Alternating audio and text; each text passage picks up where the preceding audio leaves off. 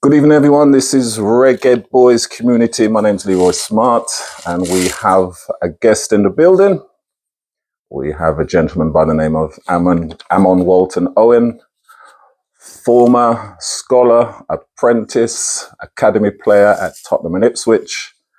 And we're going to be conducting a very interesting interview today, something slightly different on the diaspora tip on what it is like to play at an academy in the UK. And sort of interactions and his knowledge of Jamaican football. So, Amon, welcome to the show.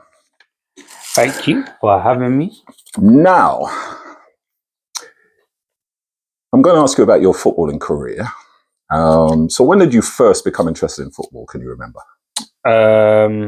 My earliest memories are from around age of 4. Mhm. And it would have been, I remember scoring, I think I was seeing Michael Owen score a goal against Argentina. Yeah, okay. I remember watching that, and then I remember watching the United Arsenal game, and I remember like your Arsenal influence. But then I remember watching that particular game and Man United winning 1-0. And then my allegiance with Man United just started from then. So that's when I became like a Man United fan. Mhm. But those are my like earliest memories of football and where my interest probably started from. Okay. So yeah. And then your first time playing football or being associated with a team, how did that come about? So I think I first started going to like a football like training or after school kind of thing, maybe at the age of 6, 7, and then joining a local team to me called Cowley Boys.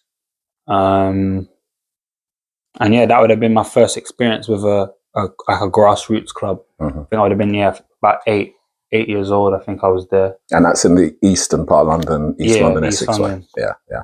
So from Cowley, what happened after that? After initially starting out at Cowley Boys? So I loved it there. To be fair, that was fun. I remember. I think I saw a picture the other day. Me like, playing in the kit with my Nike that woolly hat on. Mm-hmm. So yeah, no, I had nice, good memories there. And what age would you have been then? I think I was 8. I want to say 8. Mm-hmm. And then after that, went to a team called Ryan FC. I think we thought at the time that Cowley, the team it weren't the best. Mm-hmm. There was a few good players and stuff, but it weren't the best. So I remember having a friend at primary school who was playing for Ryan FC, and his parents speaking to my parents and like egging them on to kind of go down there. And yeah, that was my If I next remember step. correctly now, Ryan, a kind of well-established club in Essex, and I think the owner of the club or the main kind of proprietor had links with Chelsea at that time. Is that correct? Yeah, so I'm not sure if he had it like when I joined, but he definitely then went on to become a scout for Chelsea. And as someone I'm still in contact with at grassroots level. So Ryan is still going. Yeah. I've got my own little thing going as well. So we played him in our league, and he's the manager of the opposing team. So we've spoke a few times. But yeah, I'm not sure if his Chelsea like connection was already there or if it was something that came along the way. He then became a scout. I can't remember. Okay. And so, whilst playing for Ryan FC, then how did the interest from Tottenham come about? So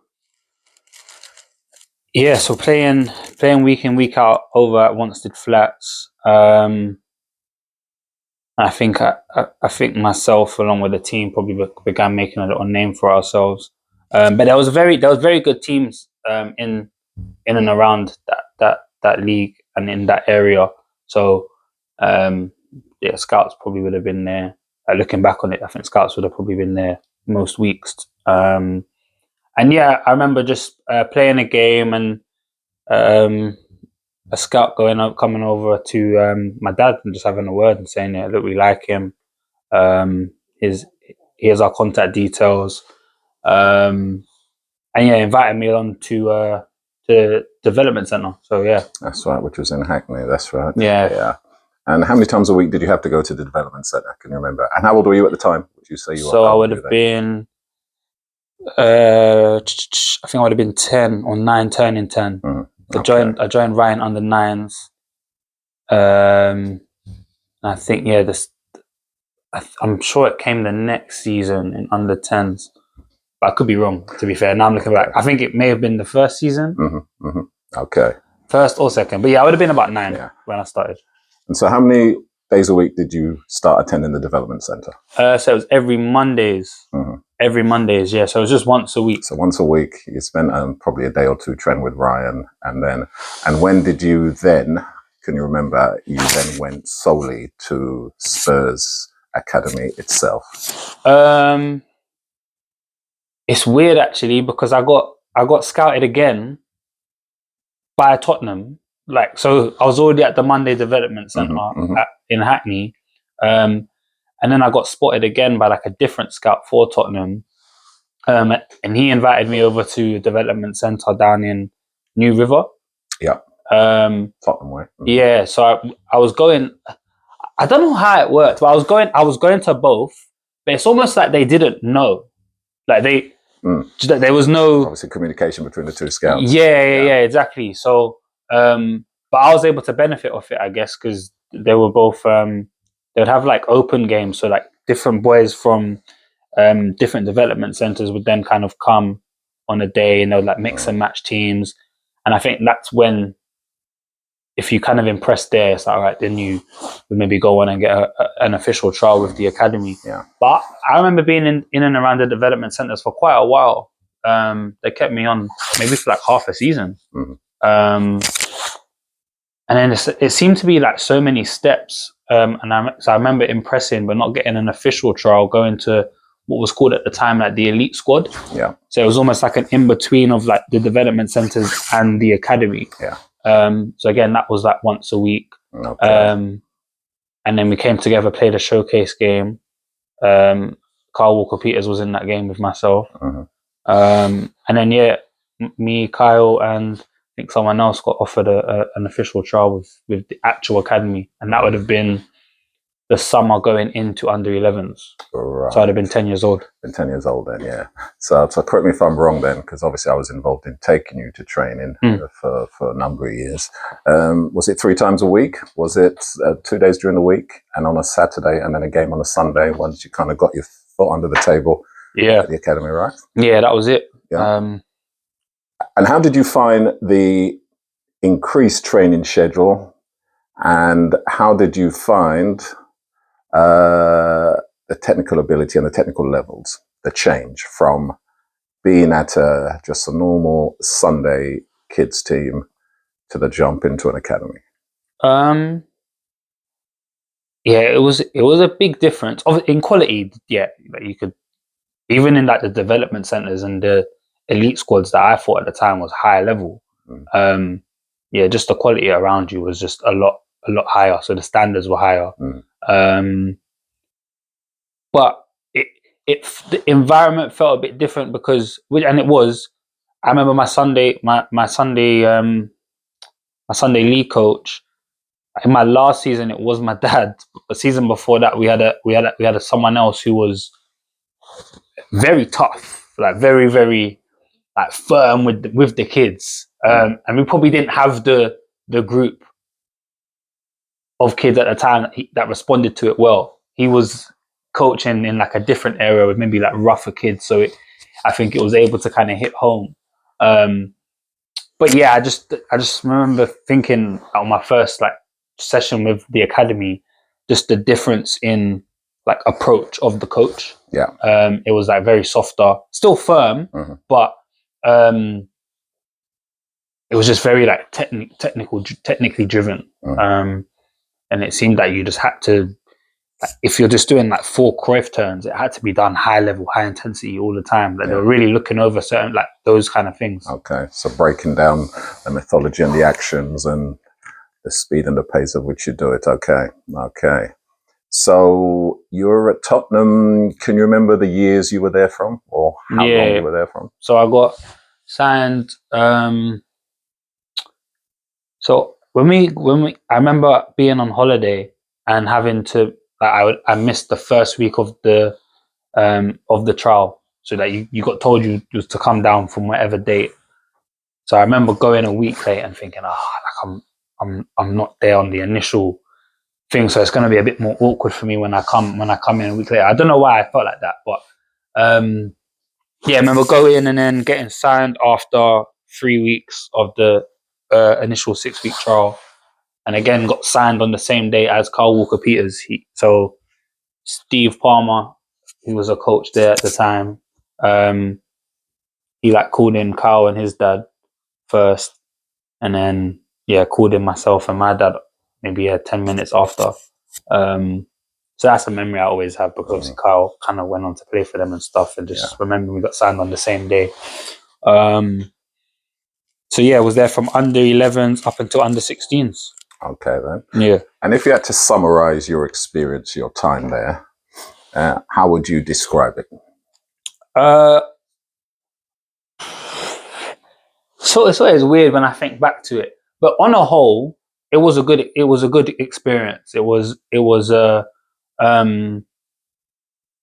great learning experience, and because it was Tottenham, you really got to live what really felt like a professional footballer in regards to like going on tours, the quality of the training grounds and things like that. Because at that time, sorry to cut you, at that time, Tottenham, so during your time there, Tottenham went from training Chigwell.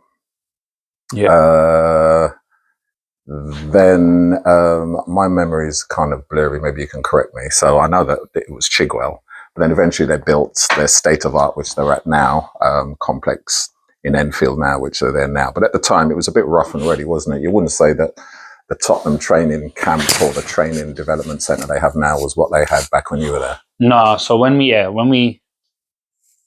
was first there, it was Enfield was where we done Saturday training and the matches. But it was nothing like what it was. It was more a garden centre with football pitches on it, which was their original training camp for your academy. Yeah, and then in the week we had training. It was at Chigwell, which was nice, and that's where the first team were and would train every day. So that was nice, and we always remember like going from that, then going to Saturday, Sunday at Enfield. Again, like it wasn't. I'm saying it was playing on hills. It wasn't bad, but it just wasn't what it was, what it is now. Who were the Tottenham managers at the time during your time in the academy? Tottenham first team managers. When I first got signed, I don't know why one day Ramos is sticking in my head, so I feel like it was him. And then I think it was Redknapp. It was Redknapp, and then after Redknapp, you had Villas-Boas. Yeah. Yes. So I remember it being Villas-Boas when the new training ground had opened. And I think you were still there. I remember they lost. They had a heavy defeat at home to Liverpool. And I remember watching on television and I was thinking, this guy's going to get the sack. And I think he was sacked. And I think a security guard at the new Tottenham training ground said he was sacked on a Sunday after that game. Yeah. And I think by the Monday, they'd removed his name off the door. And I think you must have been there when it would have been Tim Sherwood. Were you there when Sherwood became interim manager? I think I may have been. I think that was. I need to get back on the dates, but I think it may have been that I was still technically signed. Because that might have been my last season. Yeah, I think it was my last season with Spurs under 16s. Yeah. So even though you get told, I don't know. How far before the end of the season? That's an interesting point, actually. Yeah. I'm glad you reminded me. How far in advance of the season finishing were you told that you didn't have a place at Tottenham as you were approaching 16? I want to say it was at Christmas time. I want to say so, but in the back of my mind, it might have been after that. I think it's somewhere between Christmas and the New Year, and I think you're given the option to stay on, or so you can you can stay on. stay on and train. They help with trying to find you another club.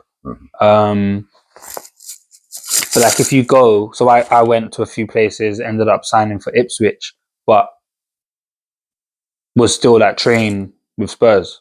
Suffice it to say, there was really no sort of emotional, mental health, as we would say these days. That wasn't really that much of a thing back in them days, because I remember them laughing at Stan Collymore when he was crying out for mental help back then. But suffice it to say, when you were told you weren't going to be kept on at Tottenham, I was crying my eyes out. Yeah, I remember that well. But did they offer any support, any counselling, apart from we can give you contacts of other clubs and other people? There was nothing.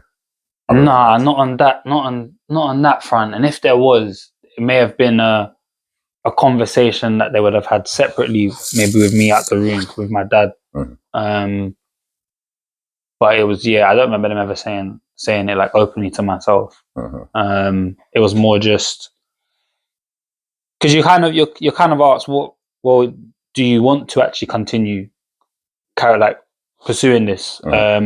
If so, we can speak to a few clubs, or is it A levels that you want? Not A levels, A levels actually. Is it A levels you want to go down or go to college or whatever it is? So they have that open kind of ended conversation with you when you are told if you're being kept on or not.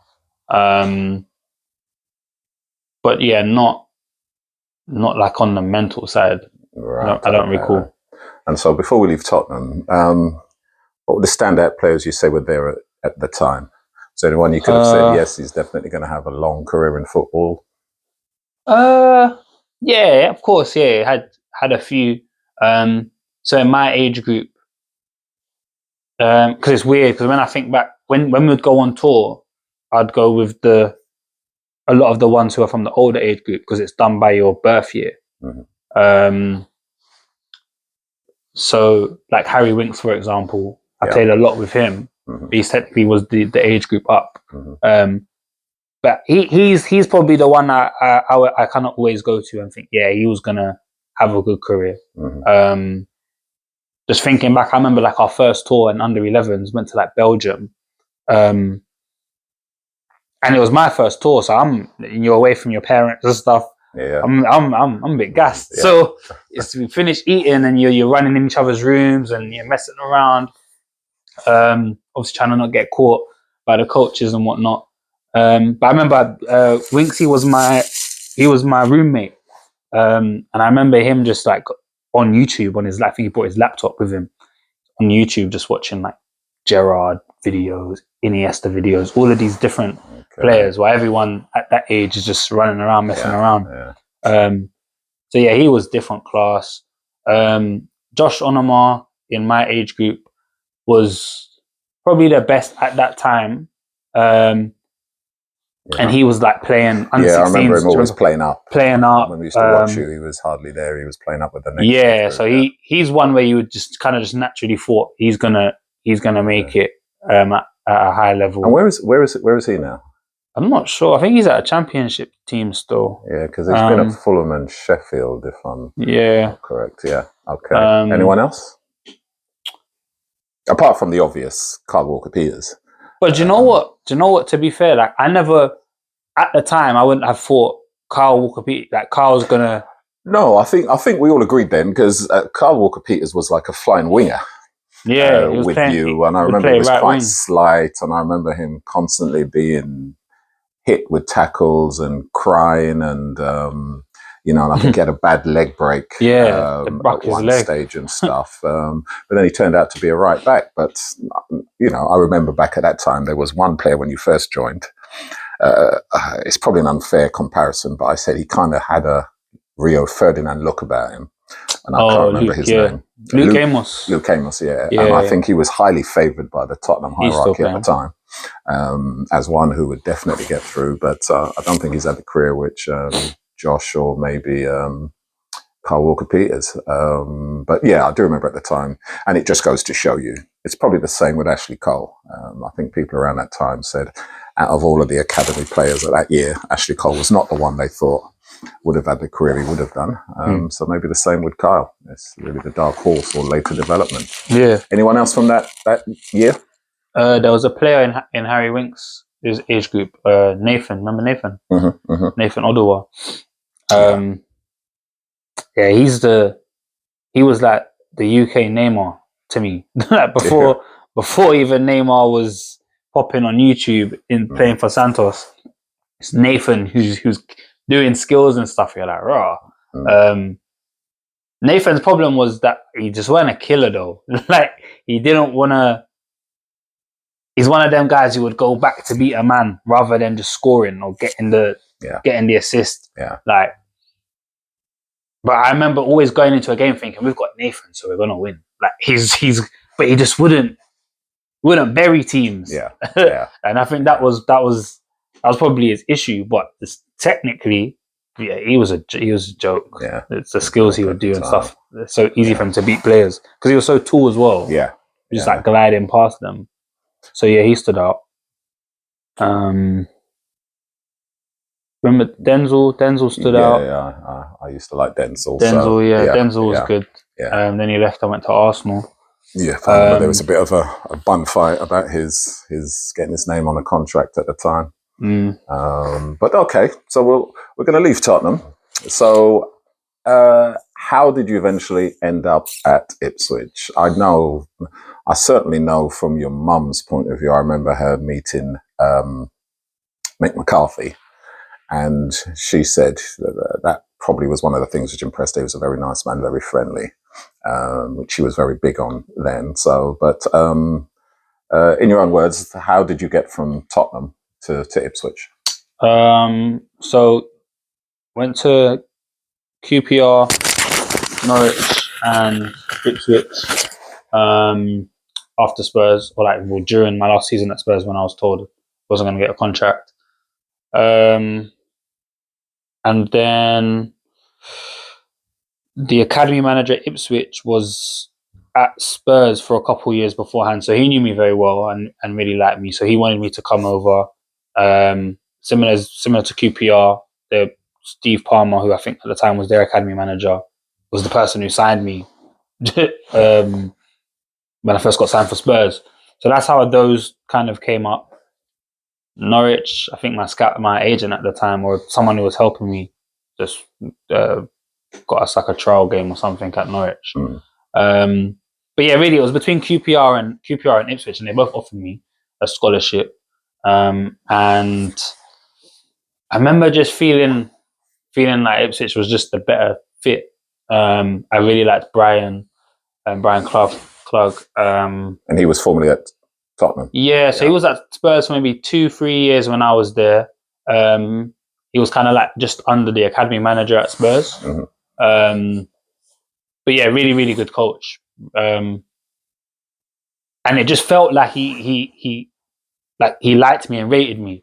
And when you think that about a coach, I don't know. You just kind of lean that way, I think. So yeah, that was really my thinking behind it. I just getting back with Brian. So Mick McCarthy's the manager. They are a championship club. What level category was the academy? Cat 2? They were Cat 2, yeah. Cat 2, okay. Cat 2. So you're there for 2 years. Yeah. 16 to 18. You're getting paid a stipend. How much was it? Like 500 quid maybe? Yeah, 500 quid a month. Yeah. Okay, which is better than a kick in the teeth, as they say. So you're earning a little bit of money. You're kind of, on your way to being a pro. You know all about the game. You're living in Ipswich. You're living in digs. You're living the life of a footballer. Tell me about the football and the style of football in Ipswich and whether you enjoyed it or not whilst you were there. So the style of football that the academy was playing was very different to the style of football Mick McCarthy was playing. And I think Brian being there and kind of just and obviously seeing what he was about at Spurs, I knew how he wanted to play, or how he liked his teams playing. But I remember before signing for Ipswich, it's not like I wasn't really watching Championship football much. So I didn't really know much about them at the time. And then I remember signing for them and kind of looking at videos and watching and seeing the first games and stuff there. I just remember thinking, right, I don't play like this. This is a big change from Tottenham. Yeah. Where it kind of filters through how the first team play all the way down to the academy. And it didn't feel like that at Ipswich. It was the type of football Mick McCarthy was playing was very different to what we was playing under 18s or 21s would be trying to play. And the Ipswich when you were there, and nothing like the Ipswich who are in the Premier League now, for our viewers who are looking at that time, Ipswich had a very rich, very wealthy owner who put very little money into the club. So Ipswich at that time were a club struggling, living on former glories. And so that's what you found when you got there. So, yeah, go on. Yeah. But it was good. It was good. It was very different. And it even just to the point where I was the only like Londoner for my first year. And it might not seem like a big thing, but looking back on it, it was. And I remember feeling like it was because there was no one really like me. We had the one or two, but just like someone you could really kind of you felt like gets you in a sense. Any black kids there? Yeah, so there was in my first year we had maybe two. Yeah, maybe two. But again, they were quite different because they weren't from London. Yeah. And there is a difference. Oh yeah, Ipswich is in Norfolk and it's a rural area, an hour more from London. So, you know, I think your mum was happy that you were there because it was like seeing something different coming out of London. Not that you were ever in trouble or at risk with, you know, any issues going on in London at the time, but she actually liked the fact that it was out in the countryside and different. And I remember you enjoyed it as well. No, yeah, I grew to like. I remember first thinking, "Oh, this is mad," but kind of liked it. You kind of get to know people quickly. They get to know you because the town's so small. Even something as simple as like going to a Nando's is not like there's like a one Nando's there to go to kind of thing. Yeah. So it's like you're there, but you see it everywhere. It kind of just felt cool. It just felt a bit different. Yeah, it's a small town. I mean, the football club is more or less in the town centre. I remember going with your dad to watch a game. We watched you play. We parked up in Kentucky, and I think we left the car there and walked to the ground. And it is a really small town. I remember watching one of your games, your academy games, where you were sent off in this game. Actually, you were playing Norwich. No, and everyone knows about the Norfolk-Suffolk derby. Did you not get sent off? What game was it where you cleared a guy in front of the dugout? Oh no, that was Charlton. Was that Charlton? Okay, then all right, my mistake. But I think even the rivalry between those two towns at that time was ferocious. But you know, so you were at Ipswich for 2 years. Any standout players you played with at Ipswich? Yeah. Or anyone who's gone on to be pro? Yeah, a few of them are pro, but standouts at the time would have been Matthew Clark. He played centre back. Couldn't tell you where he is now. I want to say Middlesbrough. Who was the right back, the black kid? Joshua Emmanuel. He was good. I thought he was good, and he was obsessed with football. Like obsessed. You know, in the changing room, like sometimes we just chatting about Giallo, just something else, and he's just wanting to chat about football. Yeah. But I am like that. I think I always want to chat about football, but you got to switch off sometimes. Yeah, he was on it.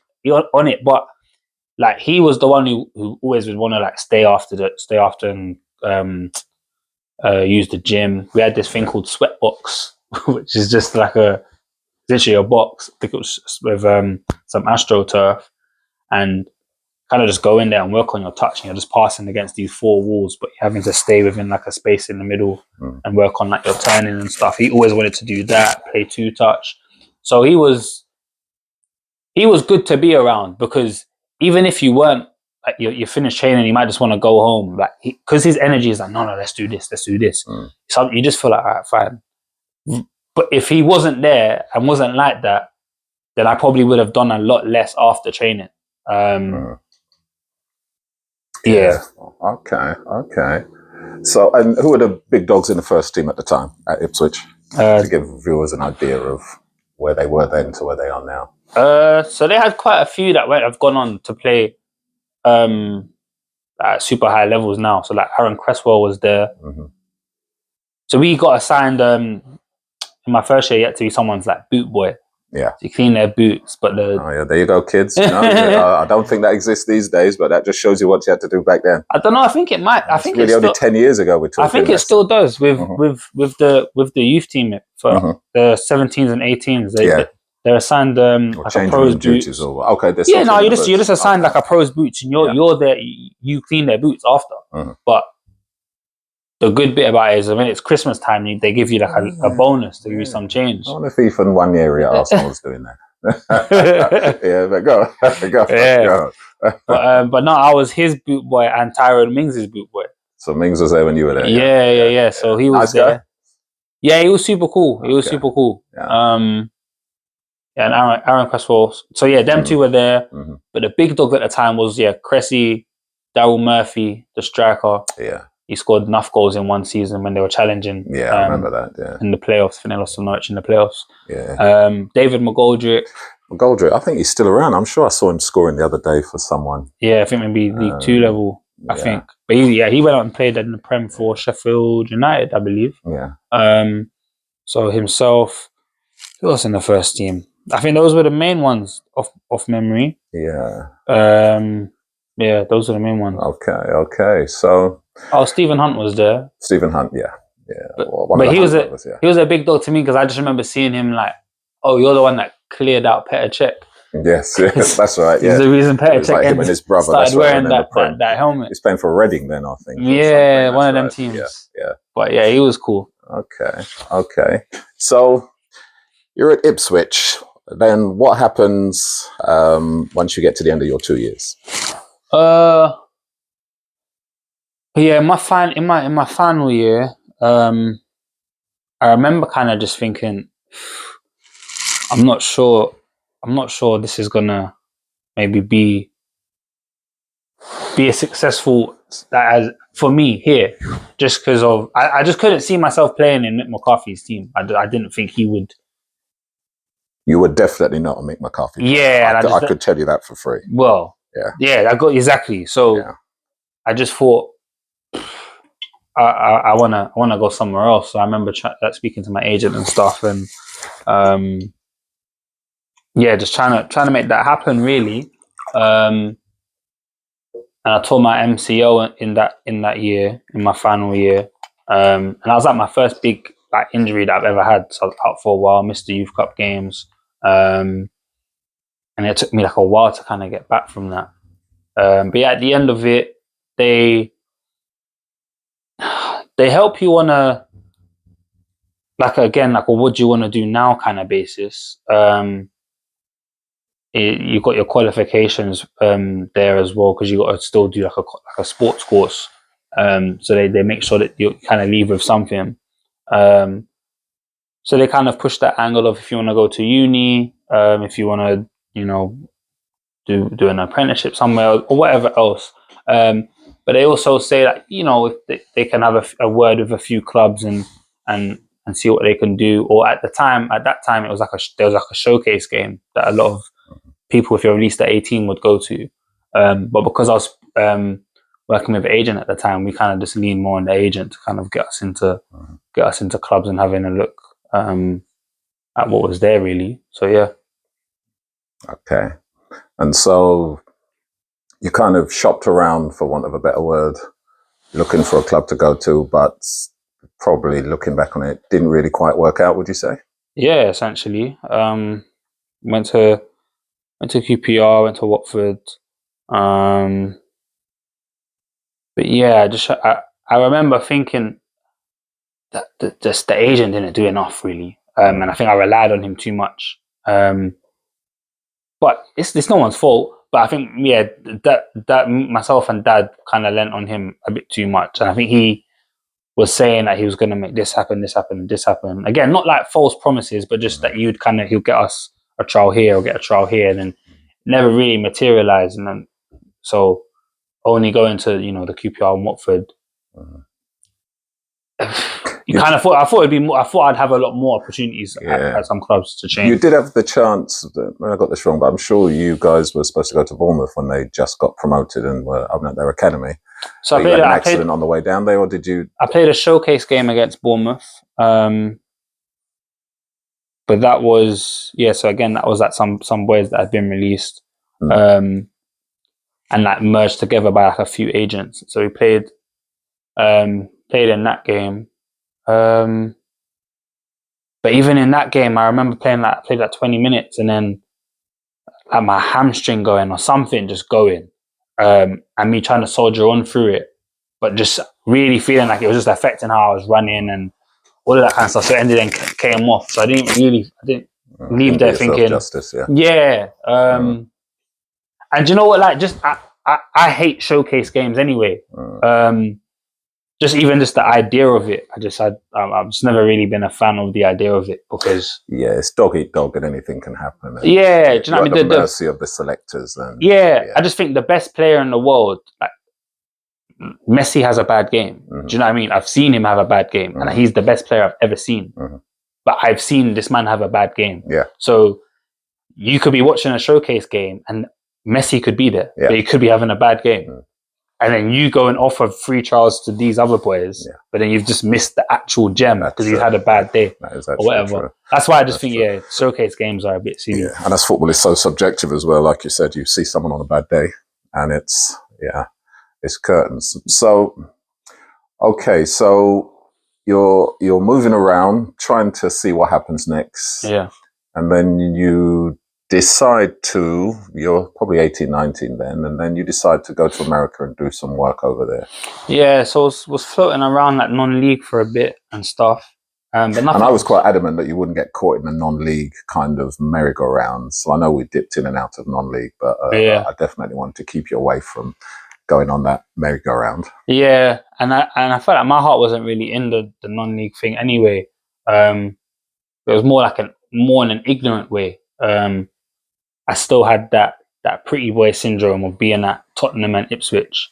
No, and that's a fair comment. A lot of kids from the academies who get released or don't find a club or not taken on by that club, it's very hard for them to then drop down into non-league. And I remember definitely I was still dabbling in non-league then, and I remember a pre-season game where we played a senior club, and it was you, and I got you to recruit quite a lot of your friends who'd been released from academies. And you guys actually played amazingly. I think 9 of you were released from the academies, and 2 players were senior guys knocking around the non-league circuit. I think one of them was a striker who missed every chance you gave to him, and you lost 1-0. But the manager of that team did ask me if he could take you guys on, and I did say no. I didn't pass it on to you guys because I didn't think it was to your benefit anyway. But anyway, you go to America. Yeah. Tell us briefly about that. Yeah, so when I was kind of floating in and around the non-league scene, so I had to start picking up a bit of work, getting some money. So I started just doing like some coaching and stuff, just for like little kids, little toddlers. It was just easy. But the PFA, so I'm like a lifelong member of the PFA now because I've been a part of the professional clubs and stuff. And I still get emails from them now. And it's just like job opportunities, even like little perks like car finance or something like that. Like they have whatever it is they have, and they kind of help you in that way. So I remember an email pinging through about coaching in America. And I remember just sending my CV and thinking, yeah, all right. Because I think everything before that was another big pull after Ipswich was going to America, which is quite what some boys done. So they went and done like a 4-year scholarship or whatever, going to college out there, but playing football. But I didn't really want to continue any kind of schooling. But the idea of America just always appealed to me anyway, but not with the whole college thing. So I remember just seeing the coaching gig and just thinking, wow, yeah, why not? And just sending my CV over to it. And yeah, they got back to me like the next day, and the guy called me. And yeah, sorted my visa out and stuff, and went over there and coached for a few months, down in Texas. And in Texas, all right. And you kind of had a bit of exposure to the Houston Dynamos, or familiar with the team there. Yeah. So that's what the umbrella was. That Dynamo Dash youth, Dash being the ladies. Yeah, it was just part of like the recreational stuff out there. So coaching, like they're kind of equivalent to grassroots out there. It's very, very different. Talent pool compared to the UK? Yeah, less. Still good though, as it was. Football's on the rise there, and was when I went there in 2018. But I think what helped that area, Texas, especially Houston, is it's very multicultural, and there's a lot of Latin Americans there who love football. So where an American, they might grow up loving baseball, so their kid might express some interest in football or soccer, whatever they say out there. Don't call it soccer. Don't call it soccer. Football. But if the family's natural interest is a completely different sport, their exposure to it is limited and whatever. So the Latin American ones out there stood out more. Yeah, they got the passion. Yeah, they got the passion. But no, it was fun. All right. It was good. So let's go on to the Jamaican connection now, which a lot of the viewers are definitely interested in. Now, right. So your mother, born in England, grew up in Jamaica. Her mother's Jamaican. Yeah. Your father, born in the UK, father is Jamaican links. I think he was born there, no? And then he came here. Actually, Amon's dad. I won't call your name out on the podcast in case I got that one wrong. Yeah, no, born in Jamaica. He was born there. But anyway, Amon, over. you got the links with Jamaica. Yeah. Okay, so whilst you were in the academies at Ipswich, Tottenham, was it ever brought to your attention that if you did become a pro, you could possibly play for Jamaica? Was that ever a thought? Was that ever brought to your attention? Or were you just like, England, if I make it? That you knew. You knew, of course, because naturally growing up and playing, you know you play for where you're from. That option is there for you. And just to interject as well, so between your time when you started at Tottenham to when you left Ipswich, how many times did you visit Jamaica? From when I left Tottenham? From whilst you were at Tottenham to the time you left Ipswich? How many times did you visit Jamaica? Yeah, a few times. Right, a few times. Four I would think times. about 4 times. Yeah.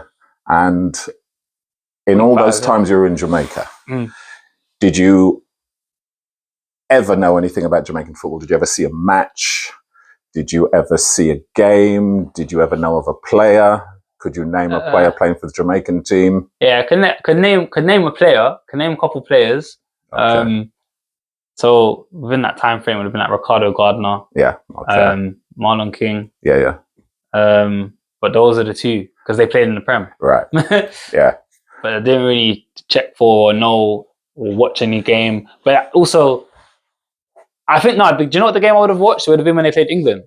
Yeah. And I think they lost like 6-0 and they had Peter Crouch doing the robot. Yeah. Yes. That would have probably been the only time I would have seen them play. But you never went to Jamaica and expressed an interest to me, uncle or mum, dad, auntie, can I watch a JPL game?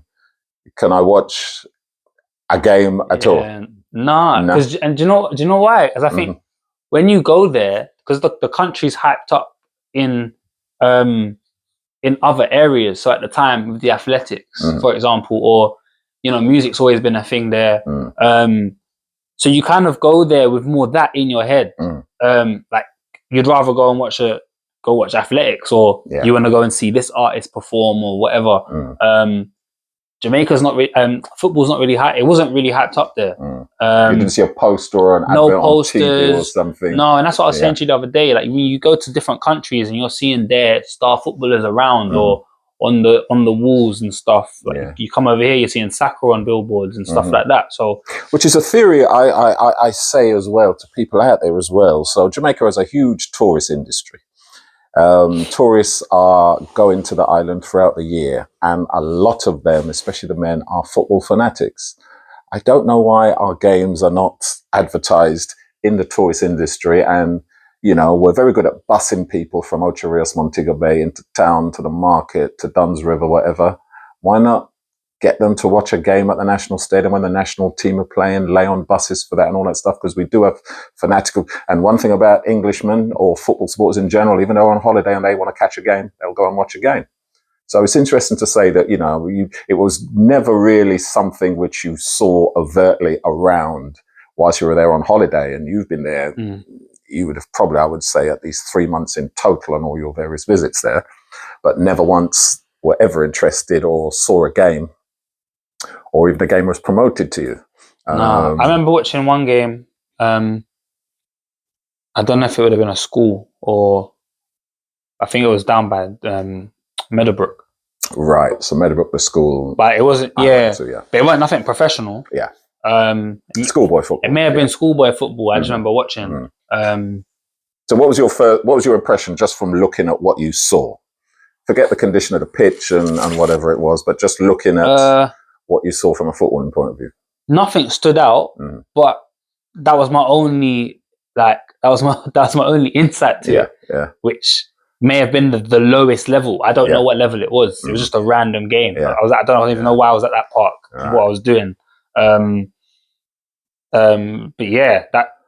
So if whilst you're at, let's say you're 17, 18 at Ipswich now, and I came to you, or someone from the Jamaica Football Federation came to you and said, we're kind of interested in you, representing England or something, it's been brought to our attention. What would have been your and give me your honest thought, what would have been your thoughts at the time?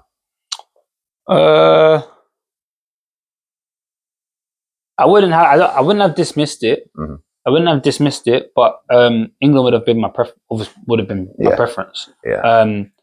But realizing, do you know what? Even if I was to kind of be in and around the first team and knocking on the door at that 17, 18, I'm not in the Prem, so there's going to be English left backs that are probably ahead of me, or that's where I was playing. There would have been other players in that kind of position that are ahead of me. So England, they're more likely to kind of get that England call up than I am. So that's why my mindset would have been, well, it's still international levels. I wouldn't have necessarily dismissed it. Yeah. But yeah, it wouldn't be my first choice. Wouldn't have been my first choice. Okay. Out of the two. Yeah. And so we're in 2024 now. So between 2018 to now, have you ever paid Jamaican football any mind? Do you know what's going on over there? Do you know how the national team are performing? As in before? As in now. In now and over the last 5 years. Have you? So I know through me, I may drop little nuggets to you about how they're playing. Yeah.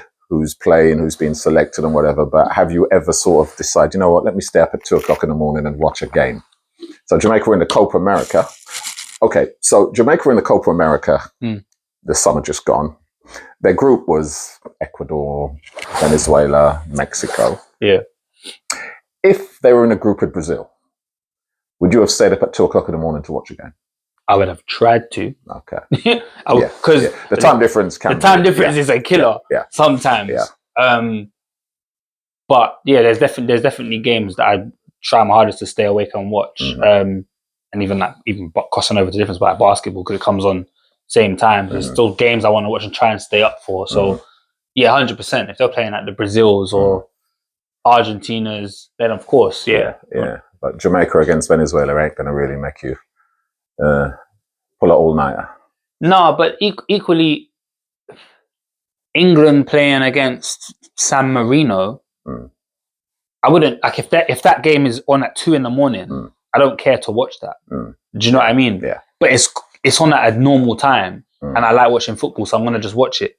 Okay. But I'm not, because you just kind of, I don't care about San Marino. I couldn't tell you a player from there, or do you know what I mean? So if Jamaica was playing Venezuela at 8:00 or 7:30, then I would watch it. Yeah.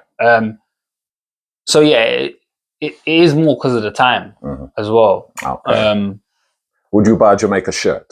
Yeah, I got Jamaica shirts. You got Jamaica shirts? Yeah, Okay. yeah. All right. So there you go, people. Even I don't know that. Okay. Can you name more than one Jamaican-born player who has originated from Jamaica who's playing overseas? More than one. They're born there. Born, yeah. So not a Michael Antonio, So like not a Bobby Reed, someone born in Jamaica. Leon Bailey would count then, yeah? Yeah. Can you name any more apart from him? In the current squad? Yeah, well, they may not have made the current squad, but let's say who have been in and around the team more regular over the last year or two. No, I'd be guessing. I wouldn't. I wouldn't know who's actually from there. No, all right, then, yeah, that's cool. If Jamaica qualified for the World Cup, how would you feel about that? Yeah, I'd be excited. Yeah, I'd be excited. It's so weird because when England are in major tournaments, come on England, like that's me. Yeah. But if Jamaica was in the World Cup and they're playing England, I'd be supporting Jamaica. Yeah. But it might even be fraudulent to say that because it's not like I'm watching Jamaica week in, week out. But your links are, your culture is, it's more, I feel more Jamaican in that setting. And you were too young or maybe not even born then, I can't remember. So when Jamaica qualified in 98, Jamaica were everybody's second country. Yeah. I used my credit card and bought 23 tickets to take, they paid me back obviously, but when Jamaica qualified, they played Queen's Park Rangers in a testimonial match and it was Jamaica's first appearance, I think. They might have played Wales before or after, which I went to that game as well. But at QPR, I bought 23 tickets and I took 23 people with me to QPR when Jamaica played because Jamaica would be everybody's second team. You go Carnival and you just see the amount of Jamaican shirts, but you imagine Jamaica qualifying for the World Cup now. 98 was fine, but if they qualified for 2026, it would be even more massive. So it's just to highlight really just people your age and people born in England. And even though you've gone to Jamaica probably a lot more regular than some of the players they've brought into the squad and maybe are touting, just to show you the depth or the interest which isn't there, which obviously it needs a kickstart or a trigger to just ignite people's interest. And the time difference is obviously a big thing, because there is a 6-hour time difference. So if you really do want to spend time in watching a Jamaica game, which is normally 1 o'clock UK time, then you really need dedication to stay up and watch it. So, but no, Amon, thank you very much for your insight. This was just really a YouTube episode where we kind of wanted to just have someone and speak to someone who has been in the academy system with Jamaica Links, give people an insight. And it wouldn't have changed that much in the last 10 years, 8 years since Amon was there, but also really the Jamaica linkage and how it may be for some people now and how it may be for some people later down the road and maybe what to expect or what to look out for. So by all means, if you go to Jamaica on holiday, try and catch a game. I mean, I have to take blame for that because even though we've been in Jamaica at the same time, we've probably not stayed at the same venue. So I've been with my parents, you would have been with your mum and your dad's side. So, I might have been watching football, but you not. So that's probably something I never really exposed him to, considering I was knee deep in football at the time. But, there is something which we definitely need to show young people, especially when they come to Jamaica. What do they think? The league is not as advanced as a Premier League. It's definitely to give people exposure. So once again, Amon, thanks very much for your time. Thanks for your insight. And we'll probably catch up again another time, especially as Jamaica become more successful in their qualification campaign. And it would be good as the momentum turns. And similar in 98, as they got closer and closer, more and more people showed interest. And then they started to have watch parties for their latter qualification games. So we'll see whether this happens this time around anyway. But thanks very much for your time. No problem.